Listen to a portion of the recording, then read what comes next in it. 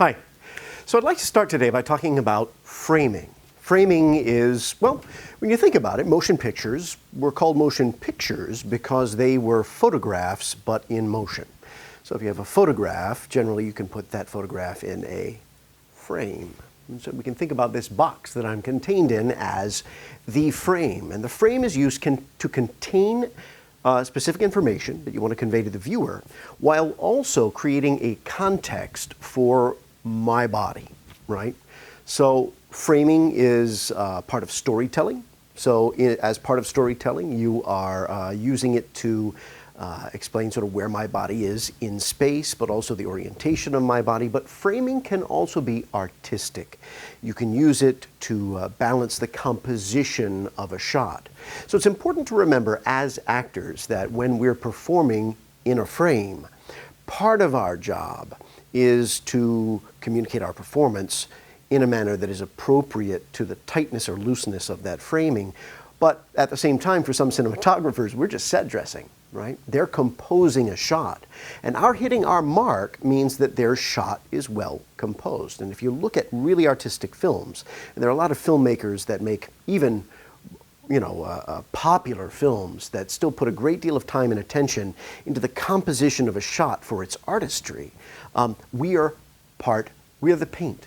We are the part of that artistic portrait, all right? And so our hitting that mark is important for all of the reasons of making sure that we're in our light, that we're not blocking somebody else behind us, and that the shot is composed in such a way that the artistic and narrative information is conveyed to the viewer. So I'd like to start with this shot. This is one of the most common shots that you're going to be in. This is what's called a medium close-up. It's chest, oops, just hit my microphone. It's chest to just the top of the head, all right? And this is the framing all of your auditions should be in, a medium close-up, for our class at least. If you're asked to shoot in a different kind of framing, then, well, yeah, they'll ask for that in the audition. But in the medium close-up is where we really start to see the face pay off in a performance. As you can see, you can't see what my legs are doing or my arms are doing. So if I'm doing anything down here and you can't see what it is, well, if I haven't established that in a wider shot, it looks like I could be doing anything below the frame. I could be sawing a piece of wood. I could be drawing a circle, right? I could be, who knows? So framing is useless, a tight framing, without the context of the larger. So we're going to go through these frames one by one, and then we'll talk about how those frames work, all right? But I wanted to start with a medium because this gives you a good insight into my emotional life. The wider the framing, the less this matters, right? You can't see my face in what will be a wide shot very well, so if I have an extremely emotional scene, you want to save that big emotional payoff for shots that matter. We usually shoot wide to tighter, to tighter, to tighter, to tighter. All right, so if you've got to cry, you want to save those tears for the close-up because that's when they really matter. That's when what's going on inside of your head and behind your eyes really counts, or even for the medium close-up, somewhere in this range. Here and tighter is when a performance really starts to pay off as far as what's going on here. If you're holding a prop, right? If I were looking at my phone perhaps, and I were doing this, well, you wouldn't know what I'm looking at. So frequently, it's necessary to bring props just up into frame if we're using them in a shot so that we don't have to have that wider shot to establish context. So sometimes when you're in a medium close-up, they may ask you to bring a prop up higher to use it, right? So that way, this makes sense, right? If I'm doing this, again, I could be doing anything.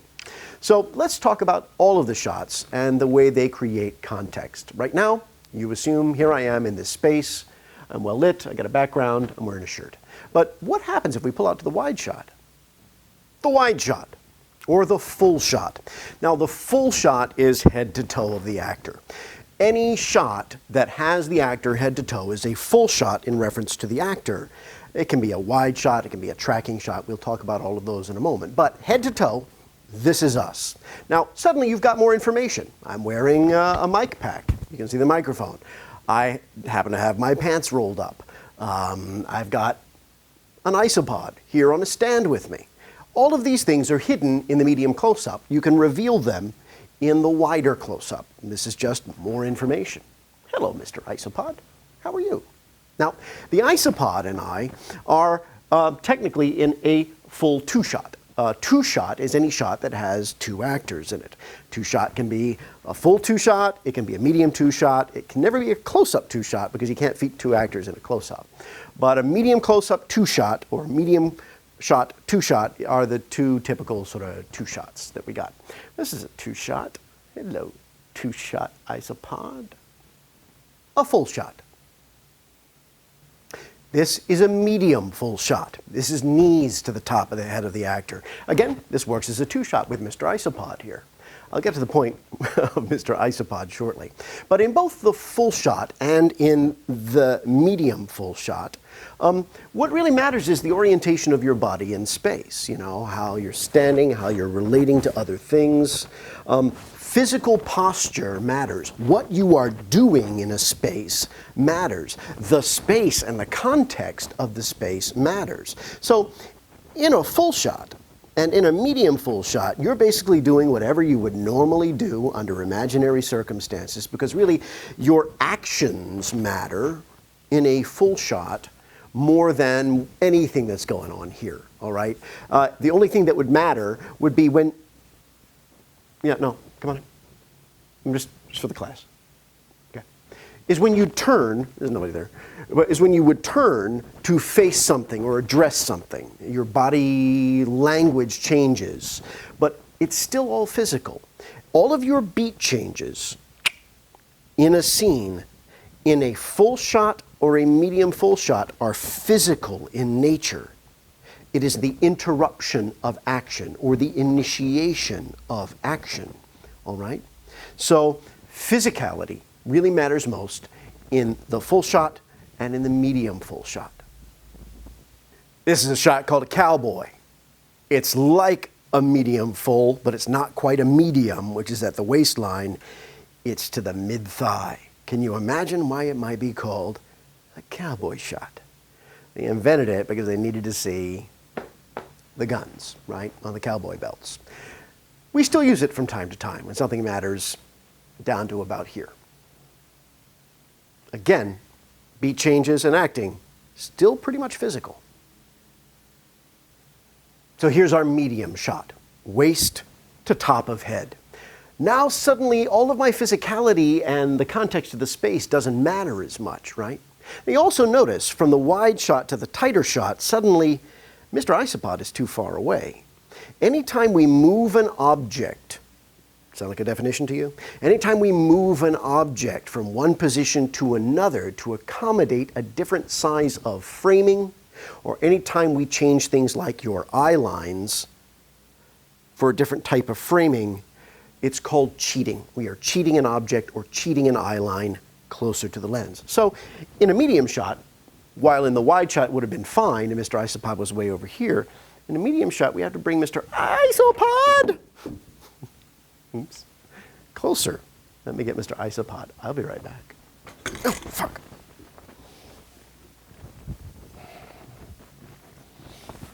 Yes, I am balancing the Isopod on a fucking CD because I have no Isopod clip.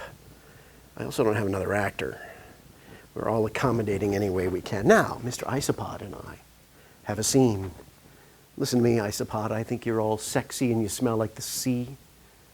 But I'm done with your bullshit.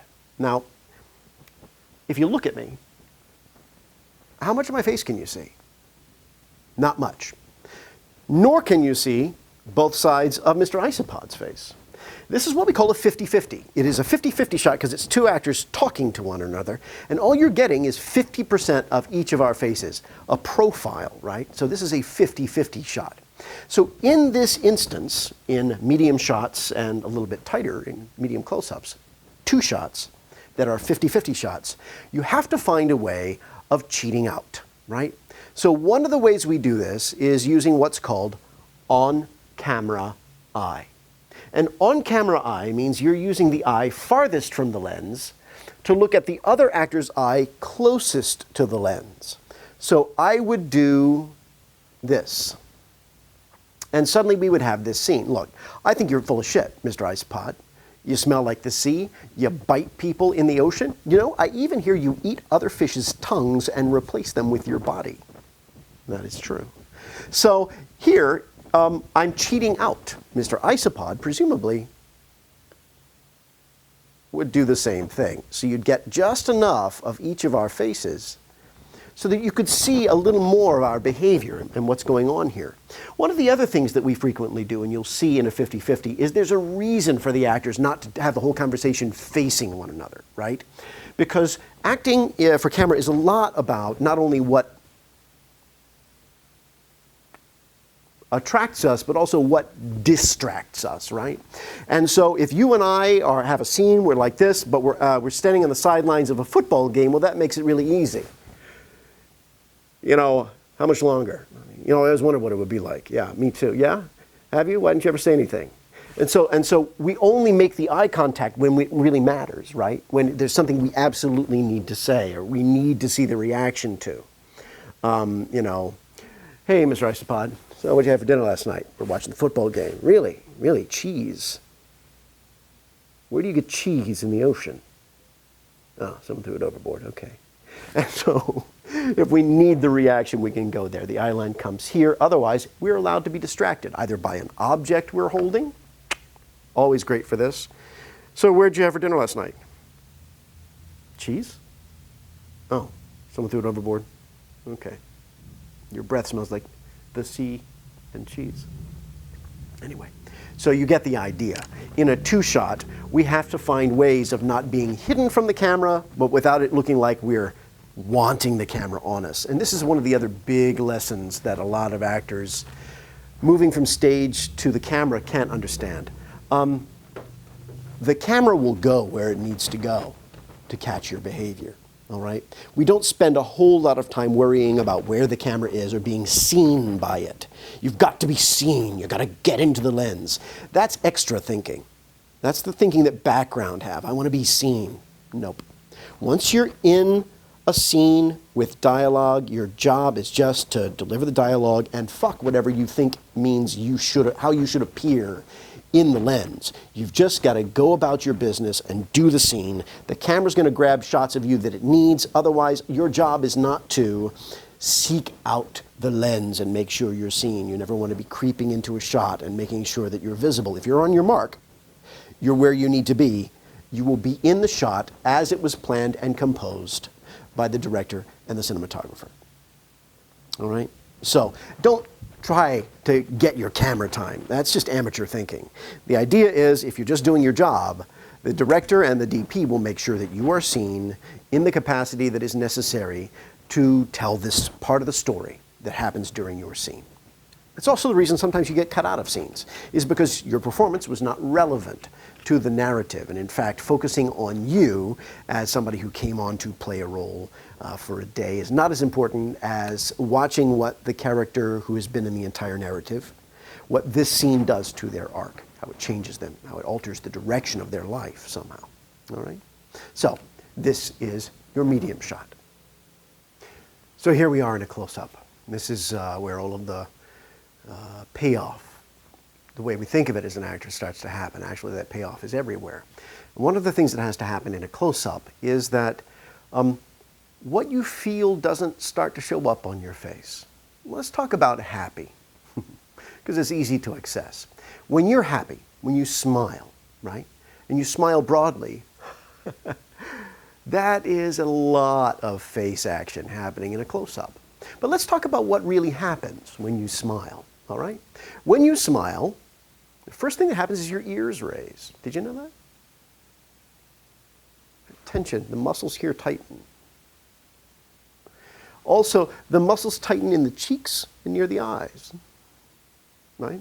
And then in the face, and then we get the squinty and the teeth. In a close-up, everything is about tension rather than expression, right? So you can be happy, right, without it being, this is a smile that's appropriate for a medium shot, maybe, you know? But in a close-up, that's just, that can sometimes be just a bit too much. right? And the tighter the shot gets from here, because this is a rather loose close-up. This is 2-button. 1 button, 2 buttons. I'm looking at a monitor, that's why I keep looking over here, sorry. 1 button, 2 buttons. This is 2-button close-up, right? It's a 2-button shot. This is a relatively loose framing, which means I got room left and right to move, right? A tight framing would have me really right here, and I would not really be able to move much without leaving frame, right? So in a close-up, instead of thinking of an expression of like, think about the tension. Think about how long you linger on things. Think about eye line. So if somebody walks in and they're wearing a duck outfit and I'm on my phone, right? And I'm on my phone and I'm texting and someone walks in.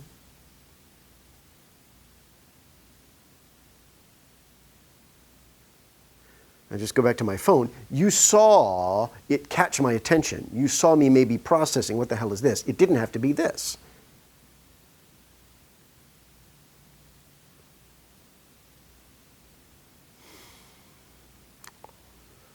And go back to that. All of that was my need to tell you what I was feeling. It's not necessary. In a close-up, sometimes it's enough to just watch, and here's why. The audience, as I've said before, has been along on this trip with you, right? So the moment I see that person walk in that duck outfit, in the film, there's going to be a reverse angle of the person walking in the duck outfit in the middle of the doctor's office, right? The audience is going to be going, what the fuck? But your job is just to acknowledge the fact that this is happening and that it's not normal for you. You don't have to do that work for the audience because the audience is doing it for you. The audience will put inside your head the thought, what the fuck? When you just go,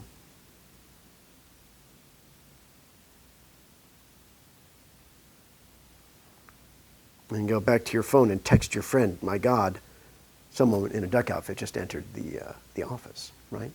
So close-up is about things like eye line change, right?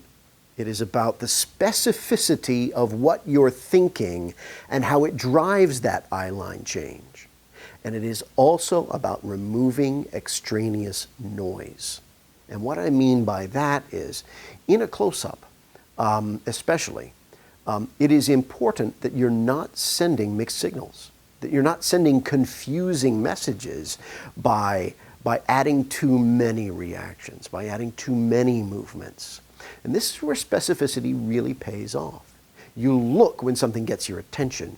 You look away when it's uncomfortable to listen to somebody, or you go back to this other thing, or you don't want to be seen by somebody else. So close-up is about eye line. It's about tension, and then having that tension taken away. If you remember in the Lexi and Jeremy scene, once again, if we're talking about Lexi and Jeremy talking, and Jeremy's pulled that card out of her ear, right? And he's finally got this moment where he's feeling like he's not lost, and he's kind of happy, and he's just playing with that card, and she says, "What's New York City like?" It's all right. By seeing that joy fade from his face, we start to get some sense that she's robbed him of something. We don't need him to go, "What's New York City like?" It's all right. We don't need all of that muscular, big change. It just needs to rob him of the joy. And so contrasting emotions become important in a close-up, right? Whether you're happy and someone's taking that away, or whether you're sad and someone's lifting you out of it. So using this emotional tension, the tension of emotional expression, and allowing it to relax, is one way of saying, I have been altered on the inside. The other thing you've got to be very clear on is what's going on inside of your head. All right? So when that person walks in the duck outfit, it's one thing just watch him move across the room. Maybe he's waddling. Maybe he's carrying a basket of, or she, because I don't know what's inside that outfit. He's carrying a basket of eggs. There's no Easter duck. I don't know what the fuck, right? Maybe my assumption is it's for a birthday party. So I'm on my phone, person walks in the duck outfit.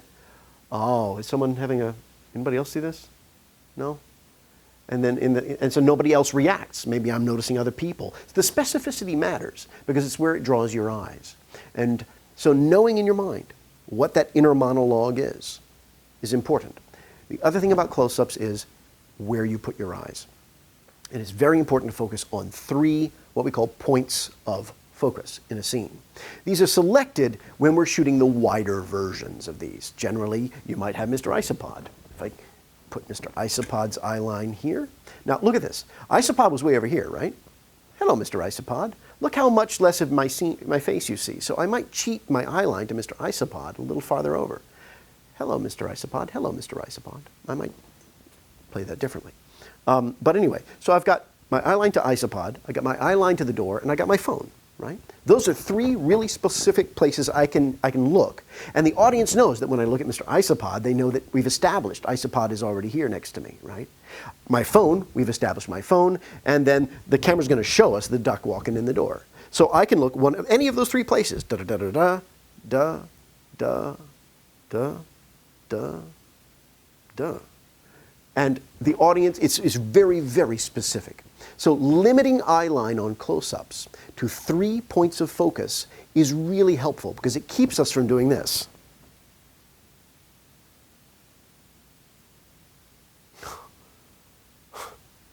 It keeps us from looking all over the place. When we look all over the place, that's noise. It's confusing. It's not specific.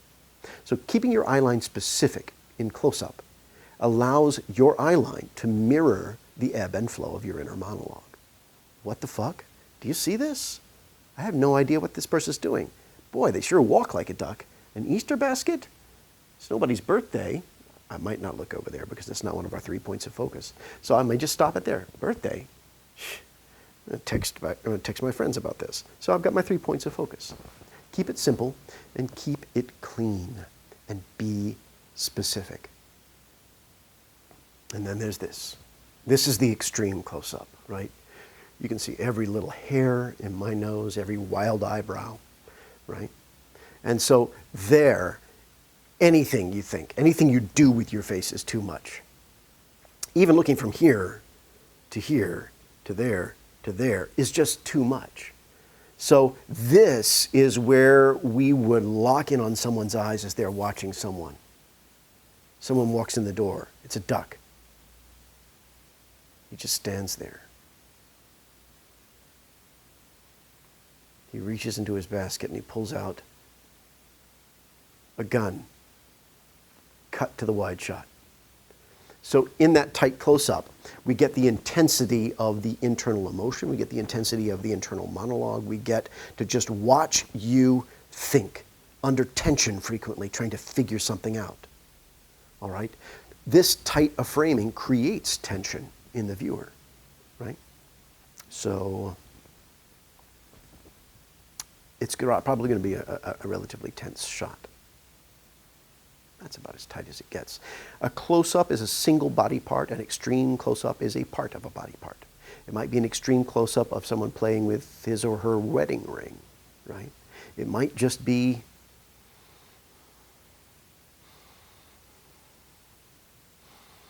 someone's nostrils flaring, right? It could just be a close-up of someone's mouth as a bead of spit. Spit bubble forms. It could be anything. Extreme close-ups are used for very, very specific effects and creating that tension or showing people under tension. The building blocks of what we do, all right? They are the basic ways that you could film an actor. Now, those were all with the camera stationary. Frequently in a scene that's very static, dynamics are created by putting the camera in motion. So sometimes the camera will be on a dolly, a wheeled dolly, and it is moving through the scene. In a wide shot or a full shot, if you are tracking with the actor and keeping the actor in the center of the scene, what you're doing is you're showing that actor walking through a world. If you have that camera still and the actor moves through it, you show that actor sort of passing through an environment but not being part of it. There are a lot of ways that the language of camera movement can be used to tell you something about characters and their relationships.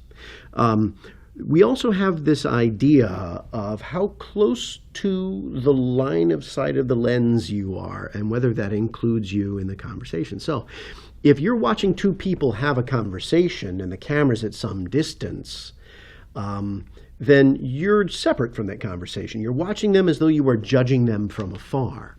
But the closer that camera gets, right, the more intimate that conversation becomes.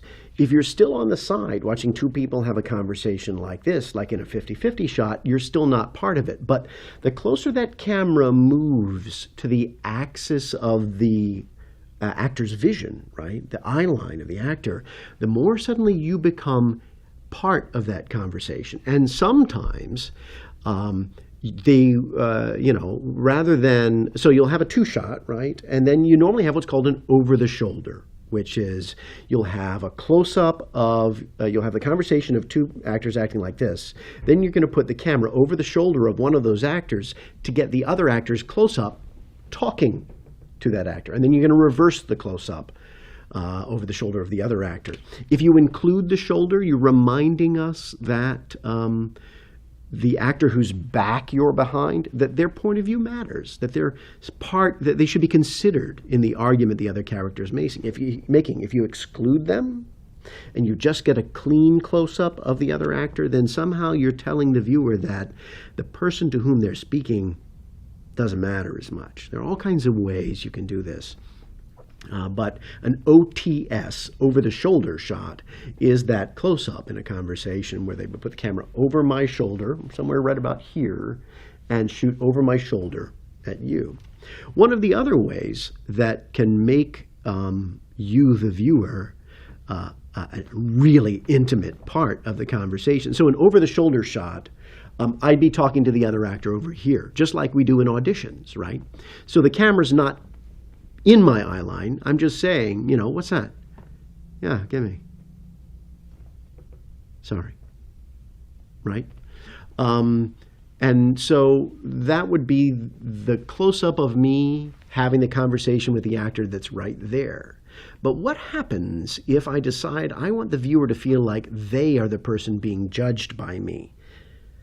We might use what's called a POV shot, where I'm looking directly into the lens. I'm making you, the viewer, really in the position of the other person I'm talking to, so that when I'm looking, I'm going, what's that?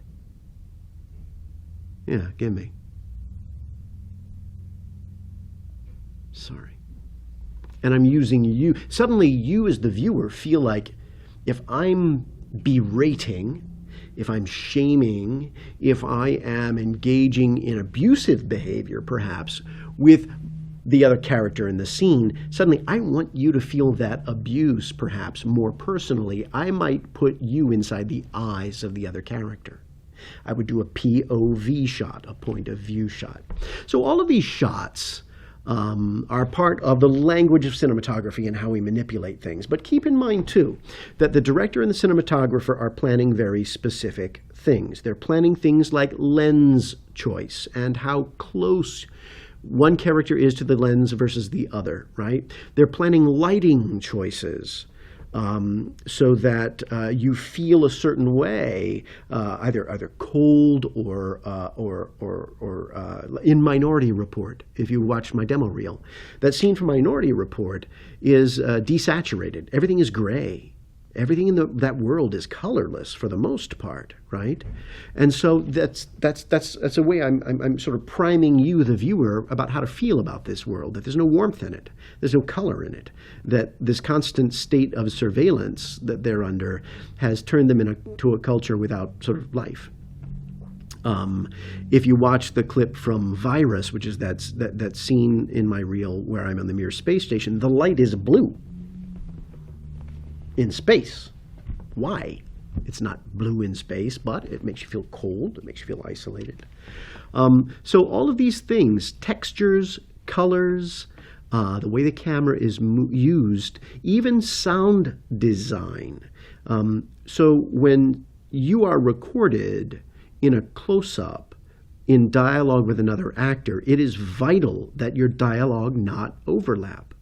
because I'm going to use the close-up dialogue separately. I can overlap it in post by mixing the audio from your close-up and the audio from their close-up, and I can make it sound like an argument. But it's really important that audio be clean in close-ups.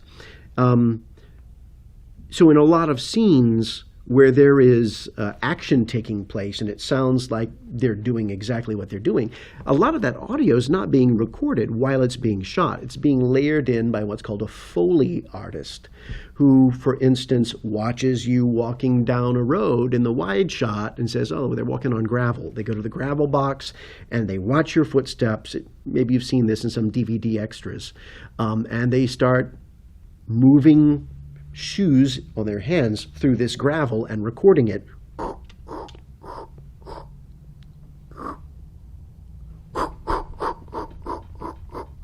And they're going to layer that in, one layer at a time, so that all of the audio is really specific in how its levels appear in the film. That way you don't have really loud footsteps drowning out dialogue. The dialogue is always audible, and the music is just below that unless it needs to be louder when there's no dialogue. So everything is really well balanced, and nothing is accidental in a film most of the time. Every setting is specific. Every piece of art design is specific. If you're ever watching a film, right, and there are objects on the wall, they are generally at the head height of the lead actors, so that when they step in front of that wall, and you have to have a close-up, it's just not blankness behind them. There's some texture at the head height, at the eye height of the actors. All of this is deliberate. So what I'd like to do is I'd like to show you a clip from a film. Castaway. I'm assuming that a lot of you may have watched it. And I'd like to show you a scene, and we're just going to let you watch it. And then I'm going to go back and I'm going to point out all of the ways that the camera is helping us, and the way the actors are acting within that frame. Okay. Now, if you know the film Castaway, it is about Tom Hanks's character who works for FedEx, and he's always too busy with his job, and he can't connect with anybody, and he's essentially isolating himself from the rest of the world and any real relationships because his job is all that matters to him. And then he becomes really isolated, genuinely isolated on an island, and he learns the need for human contact and connection and the value of that because he was deprived of it, right? So when he comes back from the island, he's rescued. I don't think I'm ruining the film for anybody. His former fiancée doesn't show up at the airport to look after him, to check on him, to welcome him home, that is, to say, hey, welcome back, because she's embarrassed. She gave up on him. She ultimately had to conclude that he was dead and gone. She moved on with her life, right? She moved on with her life and married somebody else. So when she doesn't show up, he decides he's going to go confront her. And that's the scene I would like to watch. Okay, so let me pull that up.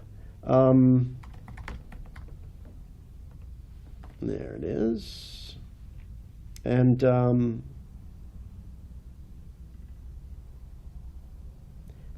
nope, not what I wanted.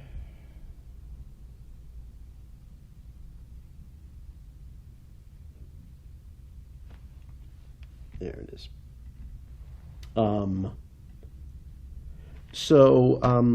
If you're watching, just watch the scene, and we'll talk after the fact. I just want you to watch it for all of the things we talked about: camera movement, lighting, etc., etc. Here we go.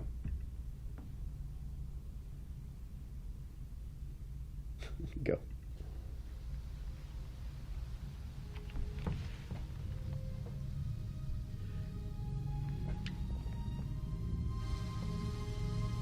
So what's that light on top of the house? How long are you gonna be, man? It's not the moon, because it's raining. It's just a light they threw up there to show off the roof of the house. It's part of the painting of this image. He shows up. There's no reason there should be light casting a shadow, but there is. And it's projecting a shadow on the door.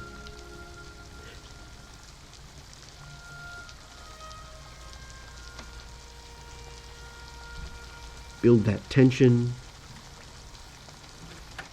And who shows up in the place of that shadow? I saw your taxi drive up. Oh shit, it's that audio problem again. Hang on. So she shows up where the shadow is. Your eye is being directed there. I'll shut up now. Just watch the movie. How I'm awake. I saw your taxi drive up. Get in here out of the rain.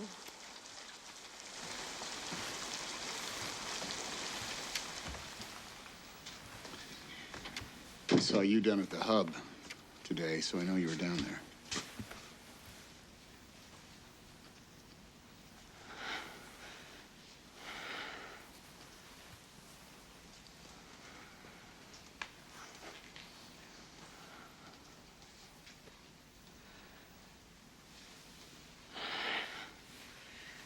Let me get you a towel. Come on.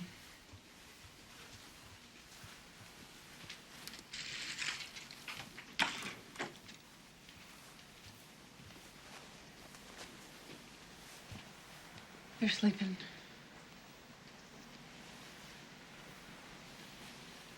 You come in, I'll make you some coffee.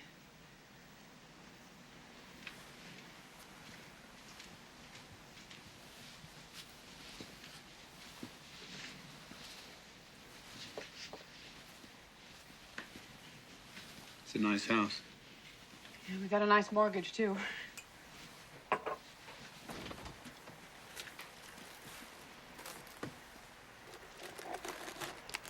What's your daughter's name? Katie? Katie. She's a beautiful little girl. She's a handful.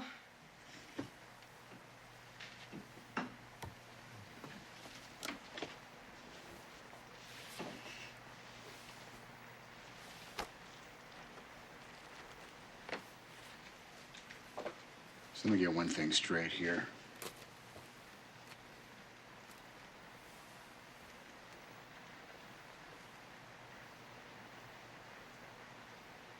We have a pro football team now, but they're in Nashville.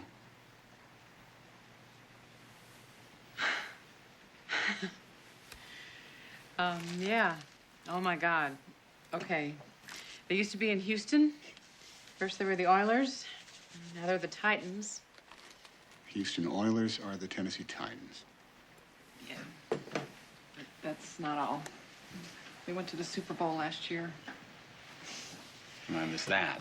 When you died, it was so exciting. They almost won by 1 yard. 1 lousy yard right at the end. And I got whole milk, 2% and non-fat. I don't have any half and half, and that's what you like. That'll do fine.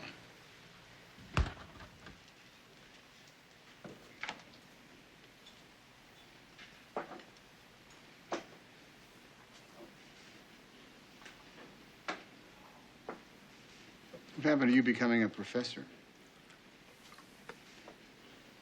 You're not Dr. Kelly Frears Lovett? When your plane went down, everything just sort of got put on hold. I think about taking it up again, though.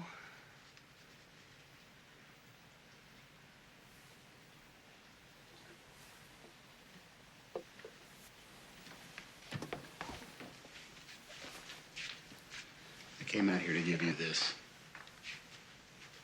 Oh, my God. I'm sorry it doesn't work. And I kept the picture. It was all faded anyway. I want you to have it. I gave it to you. That's a family heirloom, and it should stay in your family.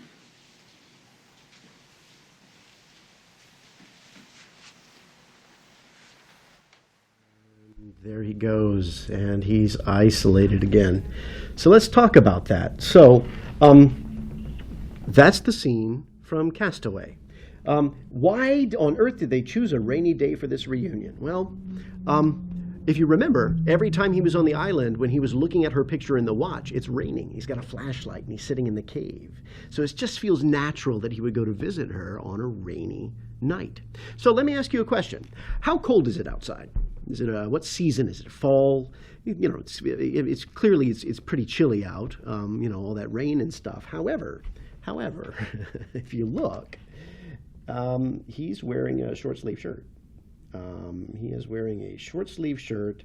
There's no breath coming off of him. So clearly the lighting has guided us to feel cold. But when we get into the house, there are warmer colors, right? So let's talk about this sort of shot by shot and talk about what we're seeing here. If we continue,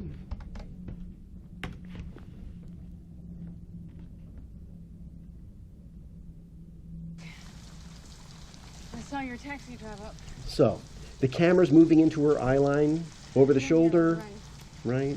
She draws him in,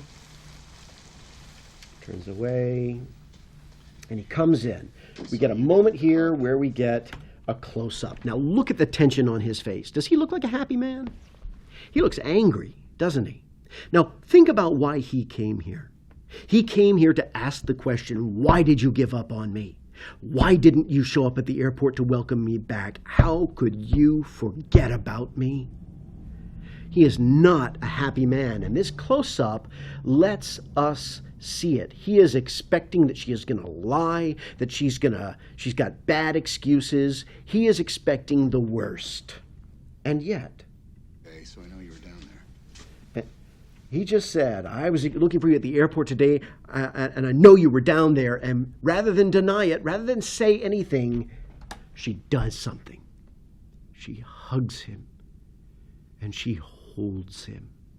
Now, what's really beautiful about this is hugs are one of those things, and I talked about this in class, where you don't have to let the other person see how you're really feeling. You're allowed to feel something for yourself. So if we're facing one another, and I've got a scene with you, and then we hug, I can let all my guard down.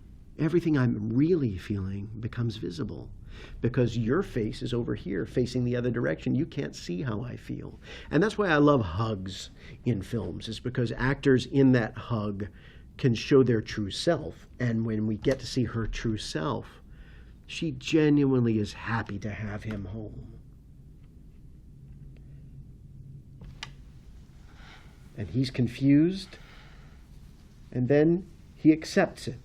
And it's a beautiful moment because he wanted so much to be angry, and he couldn't be because she did the thing that he knew she would do in his heart.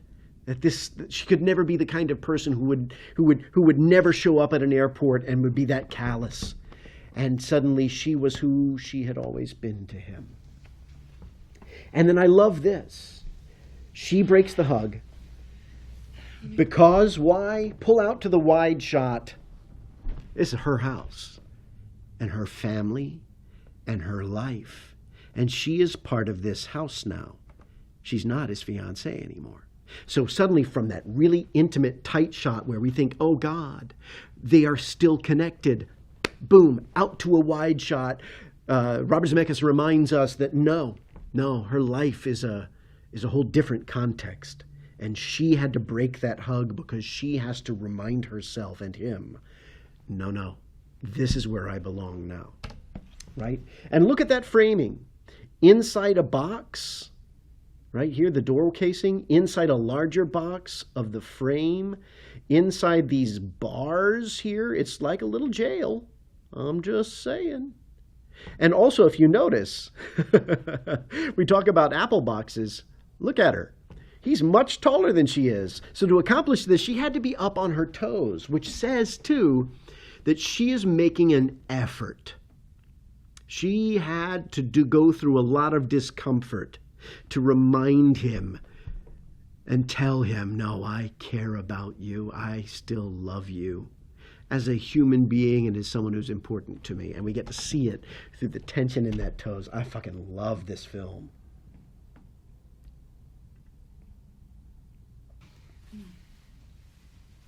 She says, let me get you a towel. She walks him through the house, wide shot. Kids' toys everywhere, right? More jail bars on the on the staircase. You come in, I'll make you some coffee. More jail bars over here on the left. It's just interesting, these vertical stripes that feel like that. I don't know if that's a deliberate thing. He dries himself off. He's drinking in physical action. Nice Physical house. action. Nice house. Got a nice mortgage too. Right? Two of them in that space. Boom in his face. Pictures of the kids. And all he has to do is What's look your at her. daughter's name? And he just asks the Katie? question. She still cannot tell his intent. Right? He walks over to the shelf. Beautiful little girl. She's a handful. And you still know what he wants to ask. And so does she. She's afraid of what he wants to ask. Look at this camera slowly moving into his eye line with Let her. me get one thing straight here. Boom. Let me get one thing straight here.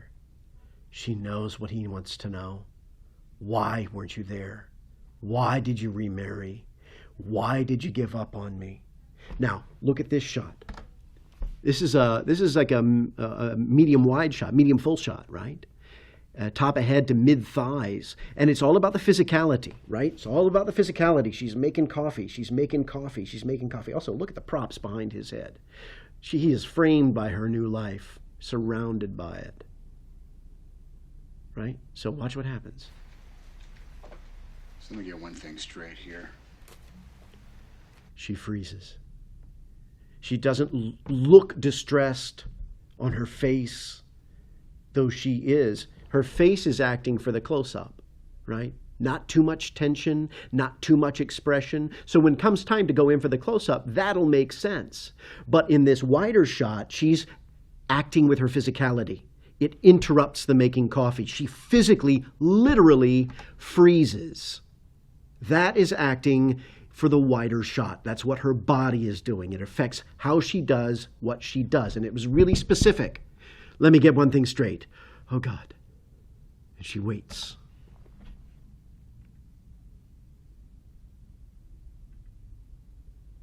Straight here. Let me get things straight here. And he's about to ask what he's going to ask. But look at where he's looking. He's not looking at her face. He's looking at her physical action. He has noted the fact that she froze and that she's terrified. And so in that moment, he has a choice to make as a character. Do I ask her what I came here to ask? Or do I forgive her? Do I let her off the hook? And what does he do? We have a pro football team now, but they're in Nashville. He lets her off the hook. And watch her. Her body sinks. And then she can go back to Yeah. her Oh action. my God. Okay. They used to be in Houston. First they were the Oilers. Now she can relax. Now they're the Titans. Now he can see her Houston as he Oilers always or wanted to see Tennessee her, Titans? even flanked by her new family. That's not all. It also allows her to They do went to the this. Super Bowl last year. Allows her to touch him. When he died, it was so exciting. They almost won by 1 yard. One lousy But the yard camera's right not at the on end. her, it's on him. Because he's the one going through the change of arc right now. Whole milk, 2% and non-fat. I don't have any half and half, and that's what you like. And that'll do fine. And then as she returns to her place by the island, the camera moves back into their eye line. Brings us more into their conversation, makes us part of it. He's watching her. She moves back. What happened to you becoming a professor? And what I love about this is, You're not doctor. look on that shelf. See this? These are all frogs. She was going to be a doctor of biology, and she was studying frogs at the beginning of the film. So for him to bring that up makes sense, because she still has mementos of this past on her shelf, right? Even as, once again, we have vertical stripes, right, here hidden behind these pictures. Kelly Frears, love it.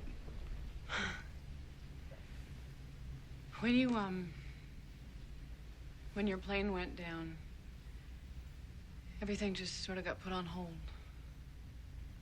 She doesn't look away. I think about taking it up again, though. So I want you to notice something here, too, in the art direction.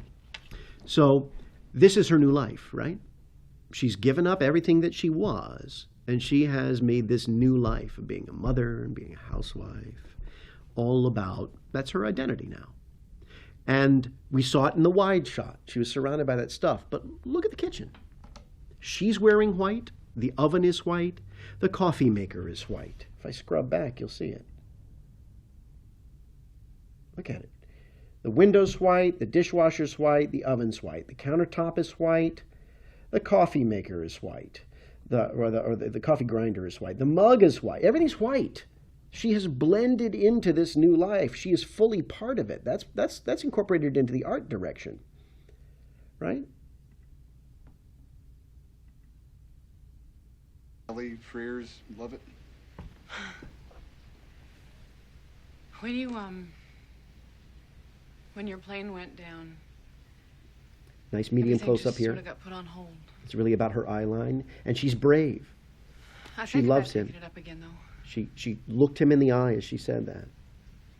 He's watching her, and he's watching her feel regret. And he makes the decision with his watch, right? Over the shoulder, dolly shot past her. It comes around her, and boom. And suddenly, Sorry, it doesn't work. they're face to face. Now, I don't know if you noticed this or not, but from the moment he enters the house, we never have a shot of both of their faces in the same frame looking at one another, ever. It's always over the shoulders. It's always she's walking away as he's walking in, or vice versa. But we never have a connection. And so suddenly at the point of this watch, this camera swings around and dollies up to them as they connect. Look at that.